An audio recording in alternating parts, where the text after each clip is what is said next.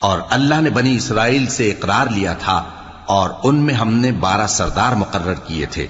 اور اللہ نے فرمایا کہ میں تمہارے ساتھ ہوں اگر تم نماز پڑھتے اور زکوٰۃ دیتے رہو گے اور میرے پیغمبروں پر ایمان رکھو گے اور ان کی مدد کرتے رہو گے اور اللہ کو قرض حسن دو گے تو میں تم سے تمہارے گناہ دور کر دوں گا اور تم کو بہشتوں میں داخل کروں گا جن کے نیچے نہریں بہ رہی ہیں۔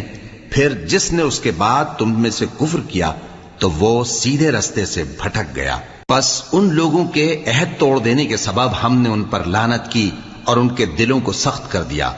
یہ لوگ کلمات کتاب کو اپنے مقامات سے بدل دیتے ہیں اور جن باتوں کی ان کو نصیحت کی گئی تھی ان کا بھی ایک حصہ فراموش کر بیٹھے، اور تھوڑے آدمیوں کے سوا ہمیشہ تم ان کی ایک نہ ایک خیانت کی خبر پاتے رہتے ہو،